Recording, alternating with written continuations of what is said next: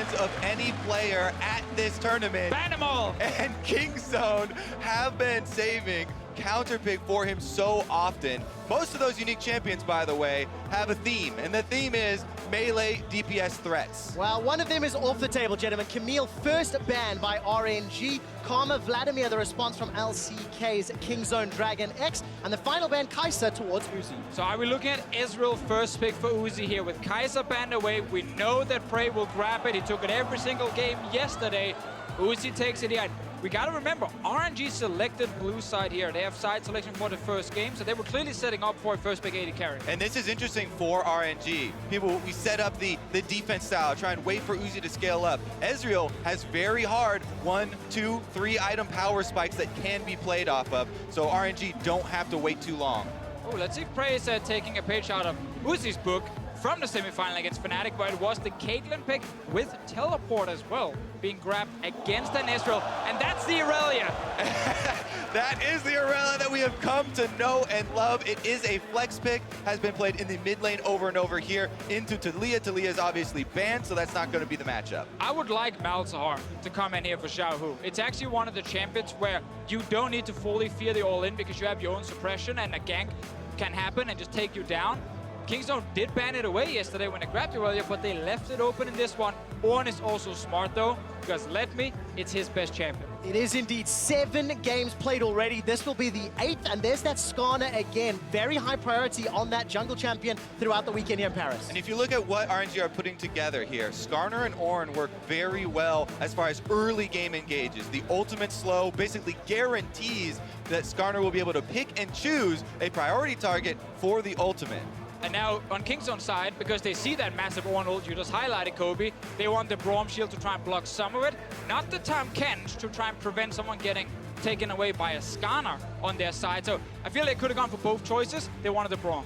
Yeah, the Braum definitely very powerful. We've seen both walls used so far here at MSI, both Braum and XiaoHu, who is still available. Because Trevor, you were getting excited about exciting picks we've seen emerge in the tournament. We just got to throw that one out there. A little more spice still available. I also want to throw out XiaoHu. He played it against this Ornn here when we had Kingzone versus EVOS in the group stages. You also get that Malzahar ban we just talked about, which could work against Irelia. Yep, that is exactly why they keep saving the counter picks for Khan. Very diverse champion pool. And he looks to take advantage of that top side. Try and spread out the map so that they don't have to deal with the big engagement here from RNG. Very last ban in phase 2 from RNG. They've taken Olaf off the table. Peanut needs to lock himself in a jungler still. Obviously, we mentioned already Karsa and Peanut, the starting jungler. Zoe is now removed as a mid lane option. And we're going to find out some more information now which direction this Irelia is going to go once RNG lock in their solo lane.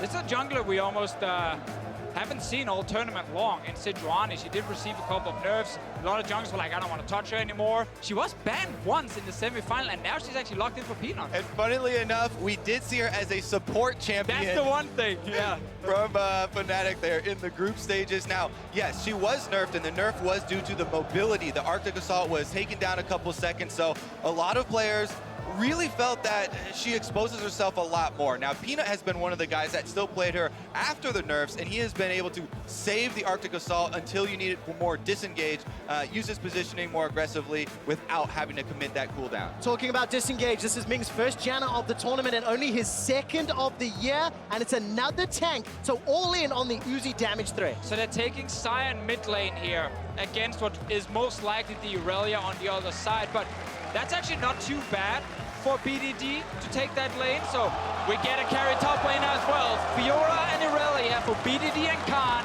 and down the bot lane, Uzi's trying to be a carry on Ezreal first pick. Kingzone DragonX, not 1, but 2 carry versus tank matchups.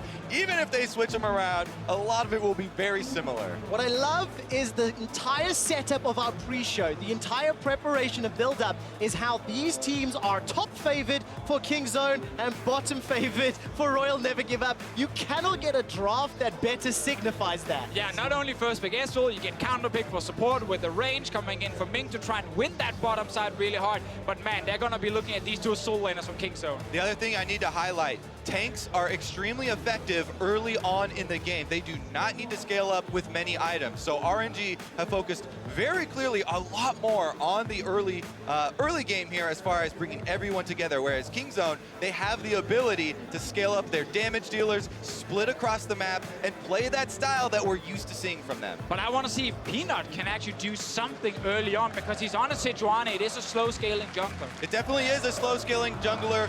Luckily for him, has really good synergy with melee champions and can stack up the stun. So there is tremendous kill pressure in the top quadrant of the map for Kingzone, and that is exactly what you want to see for them. What I love is how MSI 2018 continues to deliver game 1 of the title fight.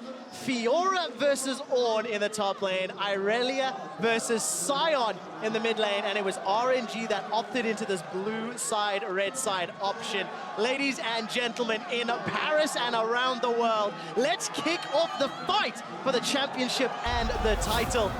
And let's keep our eyes on exactly what sort of impact Peanut is going to have in this early game. Yeah, let's look for that one, but let's also look at the summoner spells, where you have 3 teleports on RNG side, and then on the Kingzone side, we start with 3, it will become 4 because Gorilla can also grab one, and suddenly you have 7 players that can actually TP around the map, and we are gonna have so many of these cross maps where you think, ah, I got it, I can just take down this turret, and smack, 3-4 people show up, and a fight happens. Always important to keep track of your opponents and try and keep track of those cooldowns. So we'll see if they're able to count on all 5 fingers for this one. I can't believe how many teleports we've got. Back to the beginning of the year, gentlemen. Back to the TP meta. We've actually had a lot of shenanigans in the early game throughout the course of the tournament, so let's see if there's any delayed invades here. A lot of people like to invade in around 1 minute, 5 seconds towards an enemy red buff. It's not happening in this game here. Kingzone will try and have Khan just sit alone up top, and they want to make sure Karsa's not early ganking him, because Fiora in the first few levels is not that strong. Ornn actually should be able to do more than fine against her, but if Peanut can protect Khan, then he will get to his late game point. And Ornn over here, LetME just helping out Karsa a little bit with the blue, gonna give him some more damage, as was Khan on Fiora there for Peanut. So both junglers are gonna route down towards the bottom half. And of course, both Khan and BDD running Conqueror here will be very effective against some of these big tanks. BDD in the early laning phase with Irelia, typically you accept you get pushed in onto your turret. Yeah, both of these guys are prolific Sion mid players and very used to the play style. What you want to do on Irelia, as you can see there, BDD making very good use of his mobility with the Blade Surge. You can reset it. Remember, if you kill your target or if you mark them first with either your E or your ult. And it is important to highlight that because you can dance around minion waves, Sion landing poke onto you is not that easy. So typically BDD can actually stay fairly healthy and just pick up farm. And it's also important to highlight the exact position that she will go when she blade surges to a target. You will go through the target no matter what direction it is facing, and that's where you're gonna have to adjust your skill shots to. All right, while we can see the tanks doing fairly well in these opening levels as expected, let's quickly remind everybody of how RNG and Kingzone performed during the semi-finals. RNG taking on Fnatic was a very close series statistically, despite RNG being the stronger looking team with the 3-0. Yeah, and it's really important to look at the stat in the middle, gold at 20 minutes, because RNG, they were down in every single game against Fnatic. That was, of course, part of their game plan, because they drafted a lot of scaling, so they accepted that Fnatic would come out swinging from the start. But the moment we got past 20 minutes, they showed better team fighting, and that was how they managed to win the series. That's definitely what we're going to keep our eyes on in this game as well. Currently, as well, the bottom lane here, which has been very important in pushing early on to try and get tower damage. Uzi and Ming with the double range matchup have control right in front of the Kingzone turret. As expected here with the counter pick for Ming. Meanwhile, also, if you are Kingzone, typically people look at this matchup and say Kingzone should be the stronger in the early to mid game. RNG then in the late game can start really team fighting. But with this draft here, Kingzone's scaling because of Fiora and Irelia is pretty damn insane. They don't actually have to necessarily get far ahead early on, as long as they don't suddenly concede a Baron and multiple turrets due to their lack of wave clear. Nice activation there of all of the abilities. Actually, first uses damage reduction, jumps back in for the reset here after his flawless duet, and BDD Definitely showing that he is well-versed on Irelia mid. Well, definitely seeing his performance yesterday, I would have agreed with that already, Kobe. Can I have a little bit of potential backup here from Peanut? If you look at the minimap, Karsa's nowhere nearby. He jumped in for a little bit of trade, maybe trying to set up a potential bait, block some of the damage, and Peanut just stepped into vision before he backs away. We did see Peanut and the rest of Kingzone with all the wards on top side as well. Just play around the soul lane. As we mentioned this briefly before, make sure Khan and BDD does not get ganked early game and set behind. That is exactly what he's trying to do, which means, of course, Gorilla and Prey were left on their own. Oh, a little bit of a hop forward there from Gorilla. Zuzi was tagged by the Q. He uses that arcane shift to safety. There's no follow-up yet. But I'm going to put some numbers to this pushing lane we've talked about. We measure forward percentage, the amount of time a champion or player spends forward in front of the halfway mark being the river. And Uzi has spent 41.9% of his time deep into enemy territory. You can see him doing again. Vice versa, Prey, 25%. The matchups have such a big impact on him. Yeah, those stats back up what Deficio was talking about in the intro and the two kind of different styles that we have seen historically from these two guys. Prey and Gorilla have absorbed so much pressure in the LCK for this team, while Peanut could focus on Khan, while he could focus on BDD in invading the enemy jungle. Meanwhile, Uzi, he's always a focus for RNG. Of course, and his attempt to always get ahead against the enemy AD carry, but by bringing teleport yourself on a Caitlyn, you can match the TP typically coming in from Uzi. He is actually saving it for this one back hit because he had the push, he got to recall first.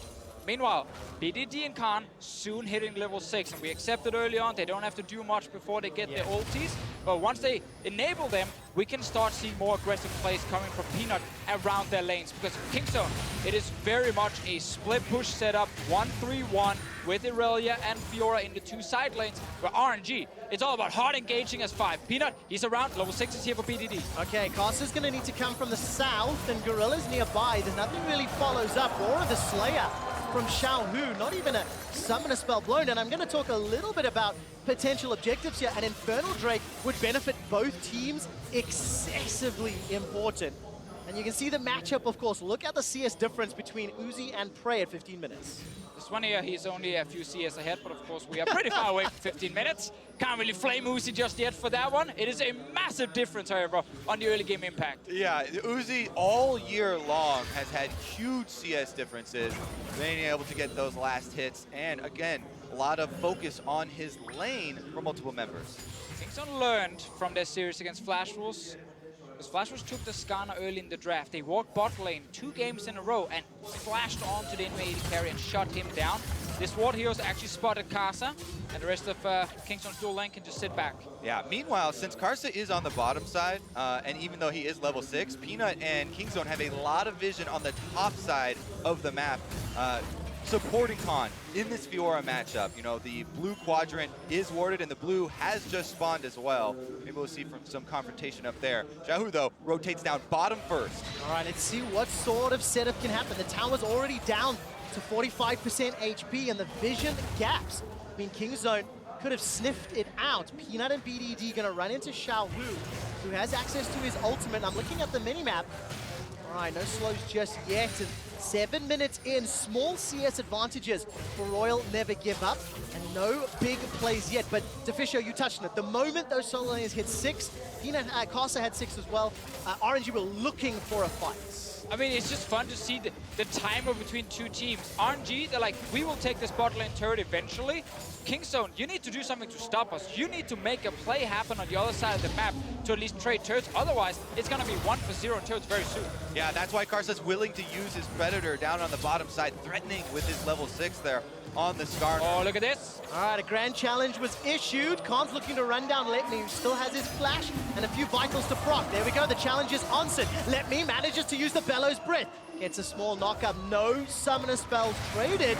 LetME still holding firm with a 15 CS advantage. Yep, they're going to follow it up with an invade on the bottom side here. Karsa and XiaoHu will be able to steal away this blue. Keep control of this bot lane. They keep getting a bunch of deep wards into the jungle of Kingzone as well. LetME, he knows, to stay alive for as long as possible.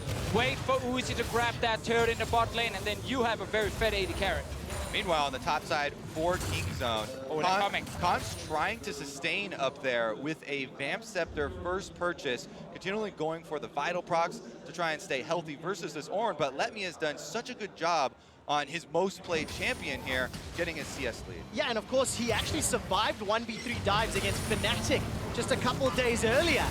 All of the Forge Guard comes out, will not find a stun, but XiaoHu motors in. First blood picked up by RNG. So we talked about how Kingzone were controlling topside, RNG were controlling bot lane, but the moment RNG decided to switch it up, they surprised Peanut, who was peeking his head into that jungle. Meanwhile, Uzi and Ming are still pushing. So much of Peanut's invade had to be with pushing lanes, but the tanks converge in the river here to punish him.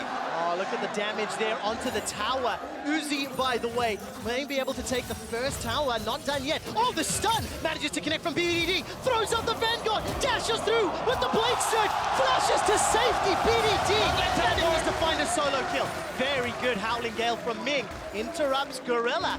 Kingzone, they're on the board. Oh, BDD did the same yesterday. He went for that all in. He has the shield. Ulti is ready, and he got level 9 for himself. XiaoHu did not even try to flash away from it, realizing this is going to be a kill for BDD. Wasn't it the Sheen timing as well yesterday? Exactly the moment he picked it up, the moment he gets the solo kill, and BDD pulls ahead. There's definitely some foreshadowing when he stacks up the Ionian Fervor to full stacks, then goes for the all-in. Right now, though, we'll take another look at Peanut's invade here, where he gets caught with his hand in the cookie jar. Oh, Peanut, your solo laners are pushed to their turrets. You can't walk into the enemy jungle, not expecting them to be there. He got punished, but I guess BDD got revenge. All right, there you go. BDD uses his Blade Surge on a minion that kills it, so it gets the reset. He hit the stun, that gives you another reset. Ultimate gives you another reset. He dashes to the other side through the champion so that the shout does not hit him, just to make it that much better, and flashes out of turret aggro. That leaves us with 1,000 gold advantage to RNG. CS numbers in their favor, first blood in their favor, and Karsa's got Flash Impale available. No flash for BDD, remember? There we go, into the ultimate. Karsa comboing with LetME and XiaoHu. There is some support. Peanut comes in with a prison. A little bit of damage on the True Shot Barrage. I'm looking at the mini-map for support to come up. Roar of the Slayer and a little bit of Comet damage, but RNG unable to get more. And the defensive play is as impressive as the offensive play from BDD. He's able to get his Defiant Dance up before Skarner ultimate hits him, and that channel cannot be interrupted. So even though he gets CC'd and pulled back in, huge amounts of reduced damage there. They're able to survive without burning anything big. 45% damage reduction for BDD. I don't think Karsa should actually try and go for that flash all in. Use it instead around your carry, the Ezreal, because it is a full armor stacking Sion. He's not going to bring a lot of damage to the table, and that's now a big cooldown gone for RNG, and suddenly Peanut feeling a little bit frisky. Yeah, Peanut going for the invade here. He's been seen over the ward, but as you said, the cooldown's not going to be here for RNG.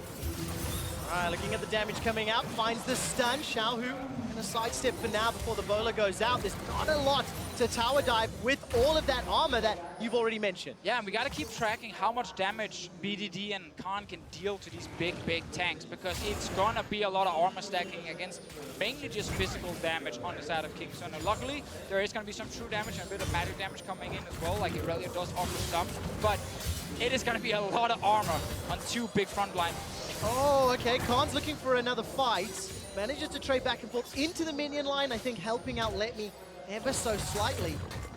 Again, with that ultimate and the Volcanic Rupture, LetMe's doing well to sort of fend off the pressure, but it is still only a minor advantage for the LPL. Yeah, LetMe just knows, as long as he's staying fairly healthy, he can't get fully all in, he can always walk out from the trade, so he has picked up biscuits for himself just to get even more sustain, and we keep saying, you know, this clock here, his job is still just to survive. Uzi should get that turret to bot lane. Yeah, he also picked up the early Bramble Vest to try and cut down on that Vampiric Scepter sustain from Khan we talked about earlier, but we're gonna have to check back in here around the dragon, because Trevor, you talked about it earlier on. It's an Infernal Drake, and that is going to draw a lot more attention back down to this bottom side, where the bottom turret for Kingzone is extremely weak. Yeah, so this should just be all RNG favored. Khan's TP is on cooldown. It was used earlier. LetMe is ready. He saved it. So you can go 5 members bot lane, get a turret, plus an Infernal Drake. This could be a huge moment for RNG just 1 minute from now. Gentlemen, I thought RNG were the defensive way to late game team. They've got all this potential to get ahead early, and then I want to see what they do with it. Trinity Force, by the way, was picked up by BDD and Karsa, sniffing all the objectives. that Deficio and Kobe have just talked about, maybe setting up for a play. Thank you for the vision toggle observers, as Ming is going to clear out this control board and set up the siege on this bottom outer turret. Yeah, there are still more options for LetME to try and teleport down to the bottom lane if they want to force this. Karsa is being patient here. Predator not activated yet, and they actually show themselves and move up with the minions. All right, tower not going to be threatened just yet. Uzi steps forward, but not going to get enough autos down. In actual fact, it will live for a little while longer. We're so close here. Kingzone should not have any answer because Khan can't leave his top lane fast enough compared to LetME. Karsa knows this, so he's just taking control of the river. But if Kingzone can outplay this one, it's a huge defensive move. Yeah, you can see, actually, Ornn has stopped on your mini-map. It looks like they were scouting positions for possible teleports to use. Now he's continuing his route back up to topside, but this teetering turret is just about to collapse. Look at the mini-map. Nearly everybody's making their way down for RNG. LetMe's even backed away from the top turret, waiting to throw that teleport down. Just a slight breeze will knock this tower over, but RNG cannot get close enough. No, they're not fully committing. They could have had multiple members with this minion wave and just give that tower a few hits, but they keep keeping the river control, and Uzi's actually going back now, so they're going to wait even longer, and this does buy a bit more time for Khan and his TP. Yeah, his teleport coming up in a couple more minion waves. Uzi uses his now to the bottom side, out of vision of the rest of Kingzone, but Prey as well, sticking around. Saw the number there. With the lead at 15 minutes, RNG currently undefeated. They've still got that 1,000 gold advantage. And even when behind, they do fairly well. Of course, Fnatic unable to close out games in the semi-final. Karsa, Flash will be available very soon. 15 seconds before that is up. And a number of RNG pings. Let's go, on the bottom of the map. Come on, Uzi just steps forward, finally takes the tower down. But is there enough control elsewhere on the map? Karsa's now looking for BDD, manages to throw out that ultimate. And as he's dancing on the edge of safety, will still threaten and survive what could have been a 1v2 there. Really smart Vanguard's edge there from BDD. Meanwhile, Uzi got his first turret in the bottom lane. The Infernal Drake should be next, but meanwhile, Khan, he's going for the all-in. All right, I've seen this before, gentlemen. It's not the most exciting of endings. So what else should we be looking at, Kobe? Well, I like that you talk about seeing it before there, Trevor, because he goes for these big trades, then he tries to heal up off the minion waves. Those trades, though, are going to be more and more impactful. As Deficio was alluding to, the more items that this Fiora starts to stack up, the more LetME is going to have to play defensively.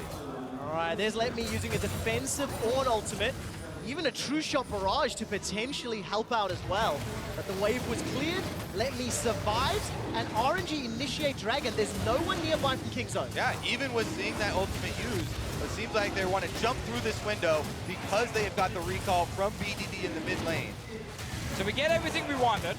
We wanted the bot lane turret for RNG. We wanted them to get Infernal Drake. Took a little longer than we expected. Meanwhile, top lane, Peanut, he can now tower dive. Remember, there's no ultimate from LetME. He just used it. The Volcanic Rupture comes up as the first Drake is secured. Whoa! Here comes XiaoHu! I didn't see him coming in, but is it just another slam to the slaughter? Peanut is tanking up, takes a couple extra tower shots, manages to survive one last one. Kingzone get two, but will they get out? Karsa's looking for an opportunity. There's no backup. Yeah, Peanut waiting on the cooldown there for Arctic Assault. He should be able to get over the edge, but there's your fourth teleport, Deficio. Gorilla swaps it over with Spellbook and joins the bot. Oh, here we go in mid lane now. They might actually fend him off the turret. Okay, so Kingzone, all 3 kills go to BDD. RNG get the 3 first objectives. Tower, First Blood, and First Dragon. And look how much damage they've done to that mid-outer. Yeah, it's so huge for Kingzone that RNG was so slow when it came to killing that bot lane turret and the Drake. Because it bought them more and more time to get levels and items and coordinate their own tower dive. Big thing. You can just feel the tempo of this game accelerating. Take a look at this replay brought to you by Ace of Predator. So they know, bottom side, that's where all of the RNG members are currently sitting, except for LetME and maybe XiaoHu. So when they set up the dive with the 4-man, there's nothing these 2 tanks can do to defend. Yeah, and XiaoHu's ultimate arriving actually procs the riposte there, and they get the stun onto Ornn, finishing him off. 4 members, though, for Kingzone, pretty happy about that one, taking down the top turret. That being said, RNG are still the ones with the gold lead. And they have the AD carry on 2 items, who's trying to steal a red buff, just failed.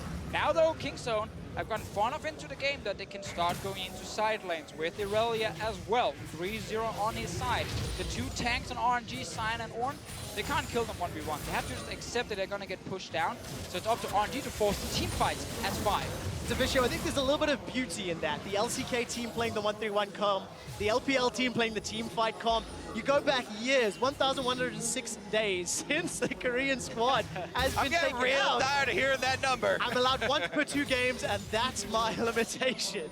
But it is interesting, and you can see Khan, he's already putting a lot of pressure on this bottom tower. He definitely is. And you can see RNG, they want to use this big power discrepancy between the 2-item Ezreal, Muramana transformed here, versus Caitlyn's weakest point. There's no Infinity Edge completed for Prey. He's just trying to scrape together a little bit more money for RNG. Double buff Ezreal here, trying to utilize it. And later, the answer against split push is often just go to Baron. Go 5-man at that Baron, the split pushers have to come to you, and then you can turn and team fight them. But that's just spawned now, and it still is very early to start it, so there is more time for Kingzone to keep controlling the side lane. Khan should at least get that bot lane tier 1. Yeah, it's good you bring that up because there are multiple very long-range tools. Yeah, well done, Deficio. Thank you, my friend. I don't have a very high expectation of your delivery, but you're definitely meeting it.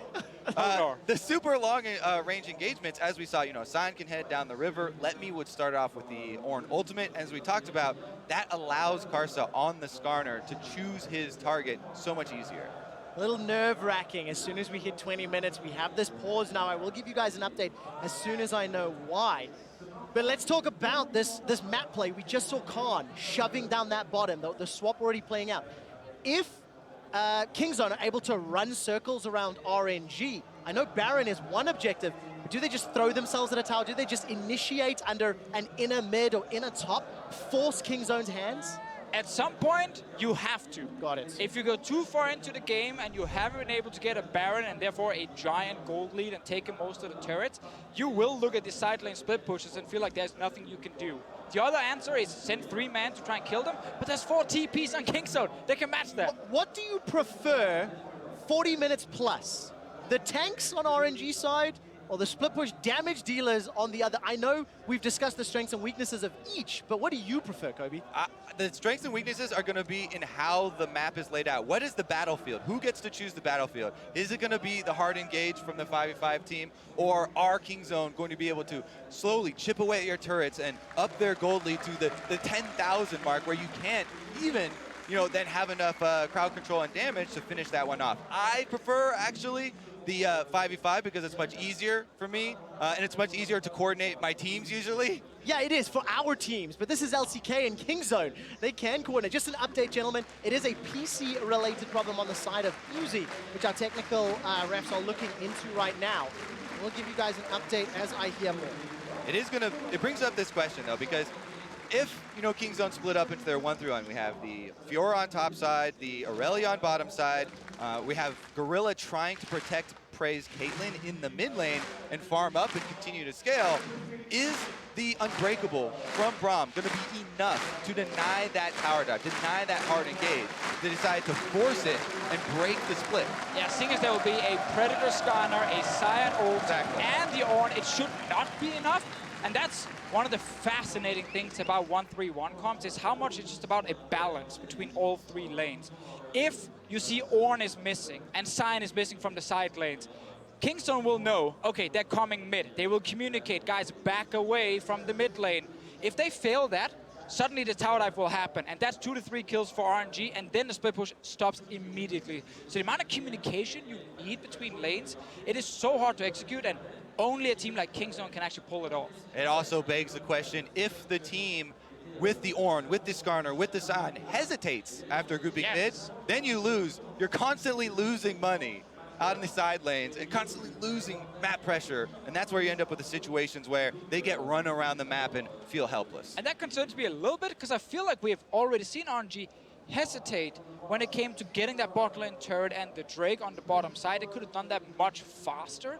Karsa also ended up using that flash ult on Irelia in mid with the full tank sign. So they weren't like pushing it really quickly, which actually has brought more time to Kingzone than I expected. Got it. Just a quick update as well. Is a technical issue on the side of Prey, not Uzi, as I misspoke earlier. Let's dive a little deeper into the mindset, Deficio, because you said RNG hesitated. They were playing very safe, very risk-averse around that bottom tower. Do you think it was too risk-averse? Do you think it was nerves? Theory, spitball for me. I know I'm asking you to project, but how would you interpret those few minutes of play? There is a chance they're saying, hey, watch out for roam. Like you don't want to throw either, right? Yeah, you don't want to like go all in for it and then double TP behind you and you're like, oh, okay, now we just lost everything on the side. It could also be them saying, we got plenty of time, guys. Like, our late game, massive front line plus Uzi on a double tier Ezreal, we're good. We don't need to rush anything down. There could be multiple things going on with it. I just want to see if they can actually, the next 5-6 minutes, avoid losing too many side lane turrets. Got it. Because they have the group as 5 comp, and it's on them to initiate that. Kingzone will split the map forever if they can. Exactly. 20 minutes, almost on the dot here. That's where the swing turns for these two compositions. Very excited for the next 5 to 10 minutes. I am too. Unfortunately, we are not going to get to gameplay just yet. Gentlemen, I do apologize about the delay, but we're going to head to the analyst desk while we're resolving the matter on stage. Thank you very much, QuickShot. A small technical issue on stage. While they sort that out, we get some time to talk about this game one here in our MSI final. 20 minutes in, as the caster said, it's almost a nice little midway point for us to start talking about things as they have broken down. Let's start with Champion Select here. We talked about Irelia at the top of the day. Is it an OP pick? Both of these teams are the only two teams to have pulled it out in their semifinal, and this time around, Kingzone seemed to get it. And with the conversation, we were talking about some sort of counter to Irelia. Now, I'm not going to say that Sion is the counter to Irelia, but you can see what the thought process is behind this champion, taking into someone who does have kill pressure. But the real pick for me was the Janna. We've seen Irelia repeatedly get massive backline access, and when you have an Ezreal and a Janna, yes, Irelia is still going to be diving back, trying to pop Uzi, but it gets that much harder, and we'll see if Janna truly is the answer to Irelia. And I think Sion Janna is a really fun thing to talk about because they were taken at the same time. The big story there is Sion, endure the Irelia. Don't get killed like the Talia was a couple of days ago. Endure, whereas the Janna is double down on Uzi, pushing the turret. I saw the Janna and I thought, oh boy, 9-minute turret, 10-minute turret's going to be early. The fact that Kingzone could delay the turret take to 16 minutes for Trinity Force and other items to come through on Irelia and the top lane was really big for them. Yeah, and I also think this is a cool draft because it simplifies the game. You have two tank solo laners to basically make your only lane of focus down bottom because the tank should be self-sufficient. And then the question becomes, how quickly can they get the turret? The answer was around 15 or 16 minutes, which isn't particularly fast, because I think from a simplification perspective on Kingzone's side, having the Fiora and Irelia, your two melee divers, that's all about how quickly can you get them to the point where they can kill the tanks in a side. Isn't it nice when all of our prep comes to fruition? Yeah. In terms of the way that the teams decide to play game one, you've got Kingzone focusing that top side of the map, utilizing the solo laners, whereas for RNG, it's all about that bottom side. But my issue with the RNG draft, and why I actually wait towards Kingzone draft, is because if they don't have the damage threats. You know, if Ezreal ever messes up, if he goes down, yeah, you have the Janna to help amplify it, but usually when RNG run a composition like that, they still have something like a Vladimir, you know, some other late game insurance policy. Whereas on the side of Kingzone, if you take down the Caitlyn, you're still dealing with the possible Irelia and Fiora. If you get the Irelia, you still got the Fiora. So it's just so many different ways to attack it. Let's take a look at how the chips fell within the game. There was some discussion around the junglers as both teams have sub options, but it's Karsa versus Peanut here in game one. Taking a look at these early jungle invades and the way that these two players are choosing to interact with each other. Right, and I think the fact that RNG has lane priority early with the Sion shoving in the Ezreal Janna bottom makes it very easy for them to counter the blue buff. And then I feel like Peanut actually gets pretty greedy because he tries to take it back despite not actually having the map pressure, and this is a pretty easy collapse for RNG to make. This is what they want to have happen with their competition. Irelia's only just getting to mid lane. Fiora's not interested in coming. That was definitely the wrong time. He thought it was a free trade, but certainly anything but. And when I was talking about win conditions for RNG, I did talk about that river priority, the ability to rotate first. It happened on the top side, but I also want to touch on the Irelia solo kill. The reason why I think that was so important is because then ultimately XiaoHu could no longer walk into the bottom side river because Irelia already showcased that she can kill that Sion, and then in tandem with Peanut's tower defense, with Irelia denying any sort of bot lane river access, suddenly Uzi and Ming are playing on the back foot, and it's delaying delaying that tower fall, which delays the RNG snowball. And like Papa's saying, now there's a Trinity Force in the game. Right, that's the thing we asked Sion not to do. If RNG was going to come out on head, of course, then we take that advantage to the top lane where Kingzone executes this dive, but we have some criticism for RNG, perhaps. You have to feel like the call for LetME is stay in lane, I'm coming, and that call would have been coming from XiaoHu, but the timing of Peanut popping in really undid this for RNG. Yeah, the double TP is what really turns it. You could argue that one TP, it still could have been a failed dive since it's Peanut tanking the turret the whole time and they had a bunch of time to kill him under the turret. That was definitely RNG overreaching, and I do think there are some nerves on both sides. We saw the misplay from Peanut with the invade where he really shouldn't have been there, and then opting into what looked like a 2v3 ended up being a 2v4 is not really a great choice under any circumstances, but in their heads they're thinking, I'm gonna make the big play and keep us in the game. 7 teleports when we saw the spellbook switch over, and this is not the spellbook meta we had right at the start of the year, where you could just swap in the late game. Most of these people are committing to teleports, so it's a play-by-play caster's nightmare, because keeping track of those teleports is so hard. But I also think it's an RNG nightmare. Yes, we did get a lot of experience. Syndrome. Exactly, playing on that type of a map, but you just saw it right there. You know, XiaoHu making the call, not thinking about the teleports. And then likewise, if we say that Kingzone are, as Jat said the other day, a pressure-oriented team, playing with multiple teleports, playing with side lane access, versus RNG who want to group up, who want to use their hard C, force these team fights, I just think there are so many more weapons that Kingzone have on the map to split this up and dissect RNG. All right, well, with that, both teams were given permission to talk during the pause. I'm being told that the issue seems to be approaching a resolved state, in which case we will be closely, or rather soon, going into game. So with that, quick shot, dive right back in. Thank you very much. I intend to with the help of Kobe and Deficio. All right, approaching a resolved state, aka fixed. Oh, that's definitely what I'm hoping for. BDD finds himself under some pressure as 4 members of RNG look to run him down. First kill of the finals to Uzi. So just before the pause, we talked about some of the different answers to split push comps. One of them was, why don't you just send a bunch of members to the one lane and kill the split pusher? In this case here, there was no TPs to try and match it, and the guy died way too fast, so RNG picks up a very easy kill, and now they can look back towards mid lane and Baron area. Sounds like some classic Korean advice. Why not just kill them, Deficio? With multiple players, send your friends with you. It's a team game here in League of Legends. All right, team game indeed. And RNG are looking to play as a team to fend off the 1-3-1. Khan manages to take a charge to the face from LetME, really using that Ravenous Hydra, pushing this wave as hard and as fast as possible. As a tower trade scenario on the cards. And this is kind of the force that we were talking about before, possible from RNG. So you see Kingzone, they cede the extra territory here. Turret does go down. That's number 2 for RNG. Only 1 outer left standing for Kingzone.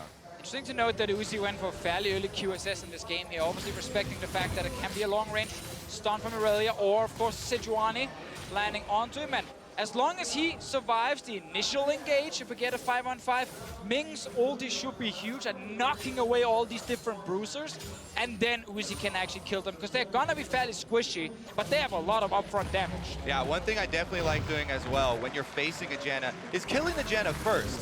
And she is a very squishy target, whereas Ezreal, a lot of outs. Here we go, though, another look at BDD, using the minions here to gain some distance. He's got 4 members chasing him, though. As Deficio said, it's a team game. It's a team game, and if BDD had looked at his minimap, he would have noticed that his mid lane wasn't there. They weren't pushing, so he couldn't actually stay in that side lane, and he did. That's why he got punished. RNG picks up what I consider a very free kill. Oh, absolutely the case, and that allows Uzi to get to the 10K gold mark at 21.44. You can see how much quicker that is than the tournament average, and that's going to allow him to get closer to this fully stacked tier number 2 build. By the way, I think while we were in that replay, that bottom tower fell. Khan eventually got his target, and obviously now for RNG, it's a defense game. How long can they hold on to their remaining outer base turrets? And will they be able to pick someone off again? Because it's a very interesting point. When people talk about a pressure-based game or a pressure-based comp, well, it's not going to have to wait long, actually. They sent a lot of people down bottom this time. But you have to always watch the rest of the map. Last time, there was nothing happening elsewhere for Kingzone. So yes, as Deficio said, the death was fairly free. But if you look at the map this time, while Khan is delaying them, Irelia's at a turret. So Kingzone this time around, they have multiple points of pressure, and the balance is taking its toll. Look at the team game, Kobe. Kingzone pushing top and middle, managing to get interrupted, face planting from XiaoHu. Call of the Forge Guard comes down, and the Braum shield interrupts it. First targets go going to be Gorilla. Look at Prey, BDD and Peanut now running for their lives. Glacial Prison will slow it down. Royal never give up as Uzi Arcane shifts over the wall. Oh, they want more, and that's a pass as well. Oh, this What is a moment. very, very difficult to deal with. I do have some information that the players are reporting some problems. Obviously, we take those reports extremely seriously, and the QA team backstage are reviewing all of the footage, what the players can see, what the PCs are telling them. It's why we had that extended pause before. We're going to look into it once more. Great run here from RNG. After taking the kill down bottom, they would just try and scrape Kingzone off of their turrets, pass through mid, able to get the extra kill here and finish up on top side. The amount of engage on their side allows them to get one kill and then rush together as 5 after. And because you have insane range with it, like an Ornn, that despite getting blocked, still slows the Braum down, allows them to catch up. That allows them to go headfirst into the wall. Hey, XiaoHu didn't need that ulti. He made that very clear from the start of it. It's about sending a message, Yes, right? that wall was in his way. The rest of my team, they got this. I'm just going to make sure they step up their game. By the way, just an update for this specific pause. I believe it is Ming reporting something wrong with his client. They're busy investigating that. It should only be a few minutes, hopefully before we get back into game. And it's a very, very big moment in the game for RNG because they killed the bot lane split pusher and Khan. They've already shut down Gorilla, looking like they're going to get more kills as they're already going around the wall here, about to attack the rest of Kingzone.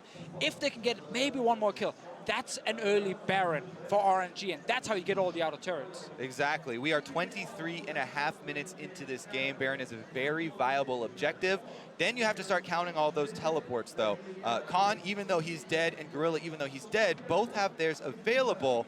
And BDD, currently alive, has a few seconds left on his. So Kingzone still might have some recourse if RNG decide to force it, but you still want to force anyway to draw out more of those cooldowns and then keep track of them. Well, we actually have a replay of that passage of play, including the face plant where XiaoHu just forgot to turn left. But talk me through the rest of this. Yeah, so we get the long range engage, and notice while Gorilla can block and not get knocked up, it still slows around him. So he will get caught by the rest of the team, and now they can just chase Kingzone. And nice action by XiaoHu to again apply another slow. Uzi's gonna come around the wall, and this is when the pulse is gonna hit. But at this point here, Kingzone should know they've messed up, and RNG should get more kills. They should. Of course, Uzi's going to be waiting in the wings to try and cut off any stragglers. The question I have for you, gentlemen, is this an appropriate response from RNG because they lost a lot of tower HP in the top and mid towers? If this keeps happening again and again and again, you know, who's going to have a pressure break first? Yeah, so we check back in on who's favored at the moment. I think that the seesaw here is tilted towards RNG at this moment because they have stayed ahead of the curve as far as the pressure that Kingzone have been able to apply. And we saw it here with the chase, getting them off of the turrets so quickly. You can tell by the gold lead here, they're very happy with the game state, rolling ahead, forcing these fights, all the tanks basically creating space for Uzi to just run wild on the Ezreal. Yeah, 100% agree. Also the fact they killed both side laners, first Irelia, then they went down and killed Khan right after, and he actually used his flash, so he has to be a little bit more careful as well once he returns. It is really big for RNG. Poor Prey, he wants to just be a carry, but he's been relegated to defend his own turret. He's only on 2 items as Caitlyn. He can't really fight properly yet, so this is all RNG favored. It is RNG favored. We're going to jump straight back into the game and into the action. The referees have determined that we will play on. And by the way, BDD dashed through everything, used that ultimate to escape. The pressure's not done yet because Karsa is looking to jump in, looking for a stun with the help of that fracture. Now it continues to chase forward. BDD getting hammering. Teleport's coming in. First victims fall on both sides as Prey drops immediately after. Khan completes a teleport only to find himself in the face of 4 RNG members. He falls thereafter. Peanut is the next target. RNG are tower diving and they get 4. And the tanks reign supreme. Ming channels a full Janna ultimate there, healing them up, and they only drop 1. Now that Baron is on the table, they even got one of those extra teleports off of the score. RNG played that so well. It all started with killing Khan in the bot lane, rush mid, catch out Kingzone, and then set up a beautiful tower dive. Can't even return and died again. Unbelievable. The Baron is doing a lot of damage to the single TPS members of RNG, and Gorilla's face alone scares RNG away. Gorilla chases them off of the Baron here. The other members have survived, or have revived, and teleports were ready for BDD and Prey to come as well. But let's go way back to the beginning here. Yeah, this is the engage once again that slows down Gorilla and Prey. Suddenly they get caught here by RNG. All 5 members are screaming, go, go, go. We can catch them, we can kill them.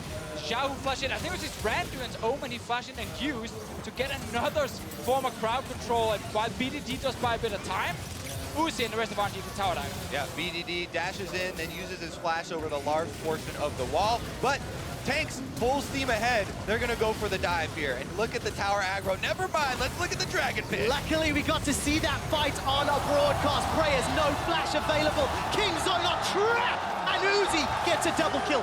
5-0-3. Got Archangels completed, and RNG just peeled back the Baron. Yeah, now you can go for the Baron here. Kingzone, you cannot fight here. You're completely split on the map. Their 1-3-1 composition cannot stop the engagers. There's so many big tanks, and they want to keep fighting. BDD, time to be a hero. Let's see what he can do. Got the ultimate available to him. No flash if he wants to get into the pit, and Peanuts coming in from behind.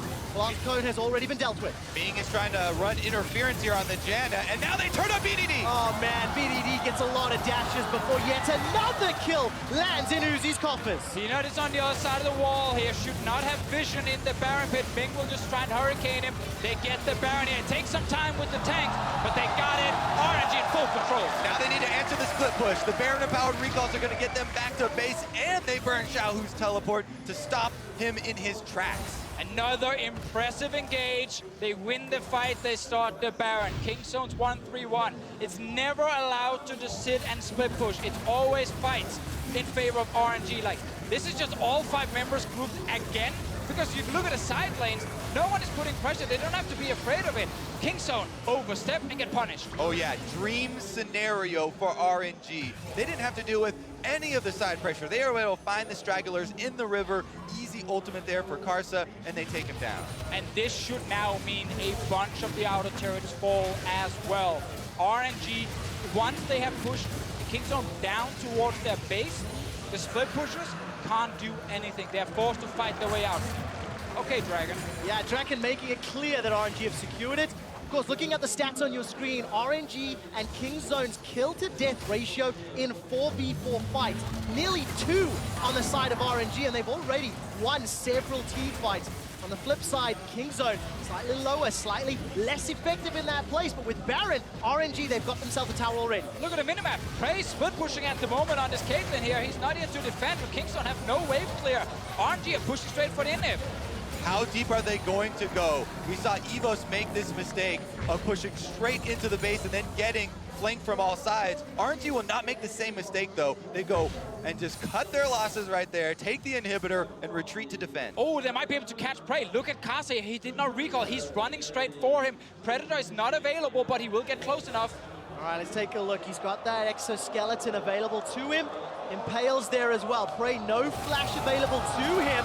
You better He's Prey making now! mid-range. Karsa steps into place, brings him back with the Impale. Despite the searing charge not finding the target, Prey gets run down. Kingzone are behind 7,000 gold. Down 8 kills, 2 dragons, a tower, and an inhibitor. And RNG are poised to take game 1 in this best of 5. Yeah, we do not want to see RNG slow down now. They still got a minute on the Baron buff. They've killed the mid lane in it. Get all these outer turrets. And if Kingzone try and defend, get ready to tower dive. The lack of QSS on the side of Prey means that they can always flash in and grab him with Karsa. They can be more and more reckless with their dives now too, because they are such rich men and they have so many tanks with hard CC that they can just tower dive and force it. Let's see what Kingzone can do. Of course, Irelia does exceptionally well into all of these shield users, and nearly every single champion on the side of RNG has a shield available to them. But will he get enough time? Prey takes a mystic shot to the face and is chunked down. Inhibitor number 2 falls, and Kingzone, they're looking for a re-engage. Teleport is available for LetME if he wants to join the fight. He's not going to get it just yet. We get it reset now. 2 inhib fallen. Peanut will not be able to stop any sort of recalls here. If you are Kingzone, either you go for the most crazy split push game of all time, or you have to try and win a 5 versus 5, down almost 10,000 gold against a teamfight comp. That's why people always caution against the lack of fallback patterns for a composition like this.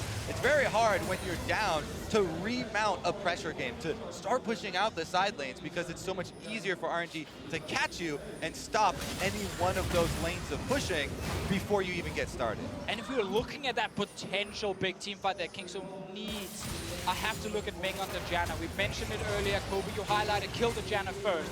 She can't protect. That is one strategy for them. But if Ming is very quick on his ulti, and he gets to knock Khan and BDD back out of the fight once the initial engage happens, then Kingzone should simply not have the damage to kill Uzi. So much execution then on the side of Kingzone.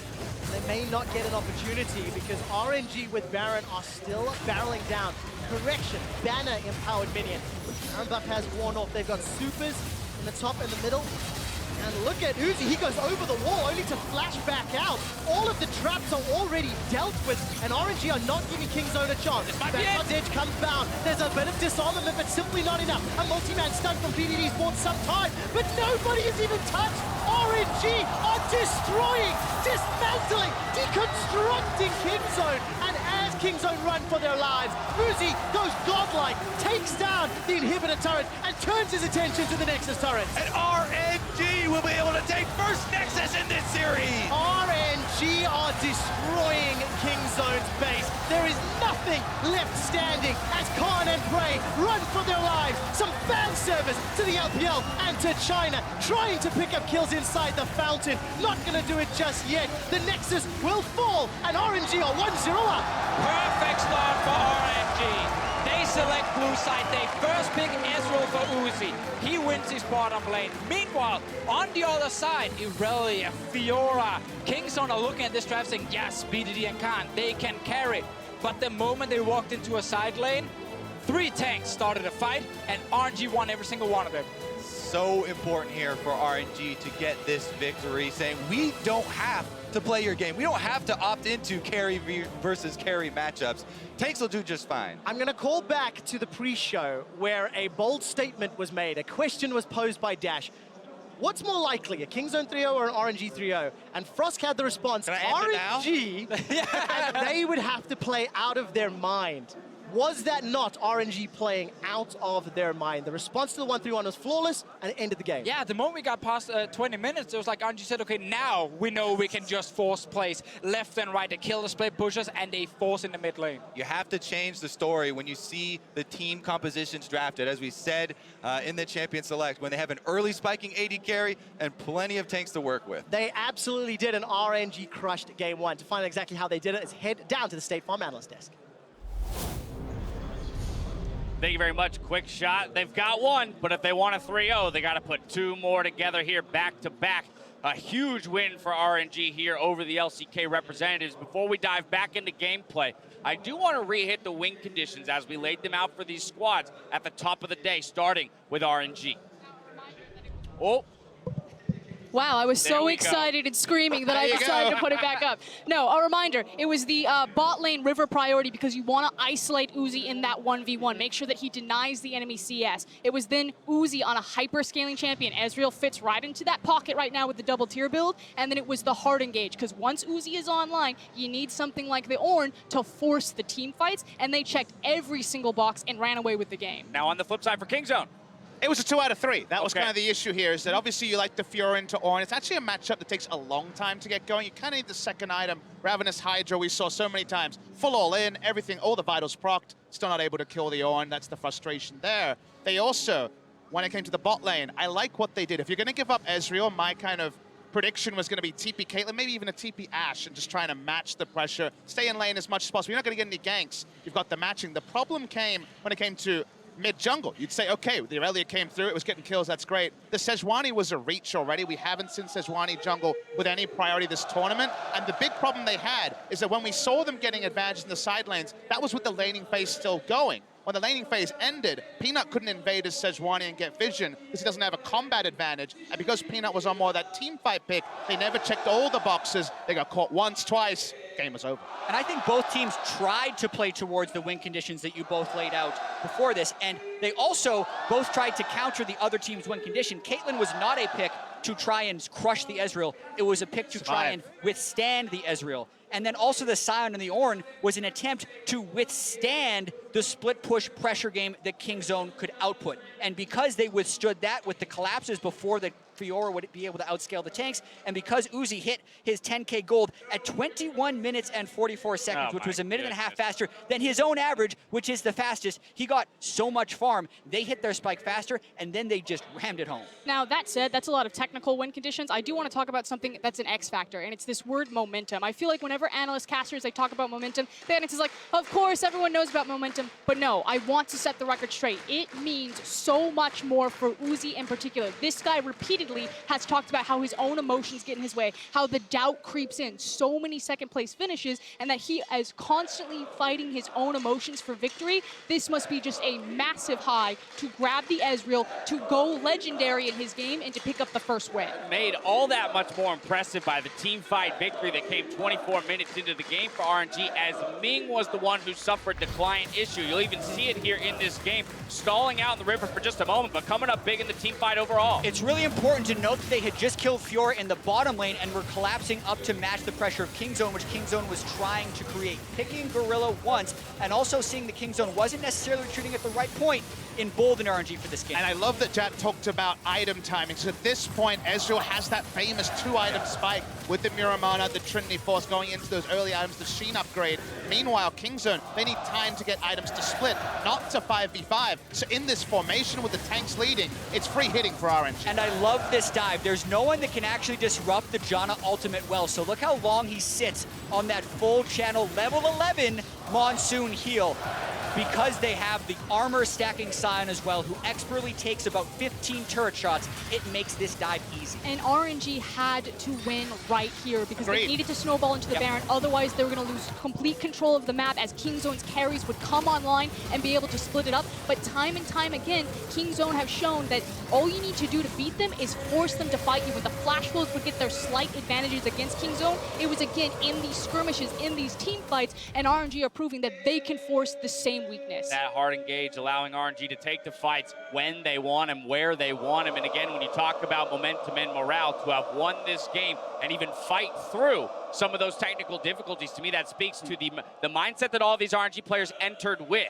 They are on a mission for an international title. And you could see when Uzi was taking the stage, when they announced the teams, everyone was very solemn, very serious facing. He was all smiles. He outstretched his arm. He was clapping people's hands. He was going by. During the pause, he was in his zen. He was focused during game. But right there, just so attentive to the coach. He knows that this is his. As, of course, though, we've seen time and time again, a team with a lead that seems like it can't be toppled, throw something away in the late game. RNG doesn't let that happen this time around. They find one final fight near the bot inhib of Kingzone. Kingzone taking a stab at it, but they come up just short. And of course, this is an emergency fight. They have to fight at this point, otherwise their base will be taken down. BD dives in, is trying to occupy time and space, but look at those health bars from RNG. They're not even taking specs. Yeah, tank wall. Basically, Uzi didn't have his flash, so he said, I'm just going to really stand close to all of the other of all of Can't click on me next to the They'll guy. never find me. And they ended up not even having a chance. Look at that damage. I do want to give credit to Ming right there, though. The fact that Uzi didn't have his flash because he went aggressively in and had to flash out, and then Ming gets the perfect ultimate in that fight to reset everything once BDD did try to make the dive, or maybe it was Fiora, into the backline. So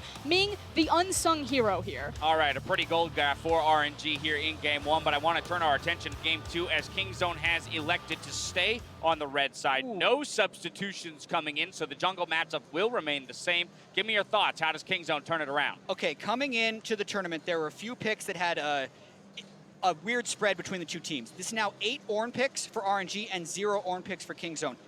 I think they can change their bans up. I don't think Kingzone needs to ban Karma or Karsa on the blue side right now. They should not, in my opinion, give up the first pick Ezreal, and they should get rid of the Ornn early on. I agree with that, but I want to push back a little bit. I feel like Kingzone looked at the Ezreal, they understood that let's be clear, Kingzone absolutely knew it was going to be a first pick Ezreal. They thought that they had the plan with the Caitlyn, and maybe they think the same thing for the Kai'Sa, but what is going on in the back of your head there if you thought, okay, we'll take the Caitlyn into the Ezreal, it'll be fine. Let's just give him Kai'Sa this time. Like, I think that's the same mistake, actually. And it's just a really interesting scenario, because I kind of agree with Jat on specifically the point around the Karma, because on the red side, the Karma can be flexed so effectively. On the blue side, you're a bit more narrowed, so maybe that's the ban you drop. I want to see a more combative jungler. I want to see the pushing advantage rather than necessarily the skirmishing advantage. So away from, say, the Irelia and onto more of the Talia and Olaf kind of school of thought. A few thoughts ahead of Game 2. The results are in, and the region that showed the most regional pride during this year's MSI 2018 is Latin America North. Wow. Brazil in second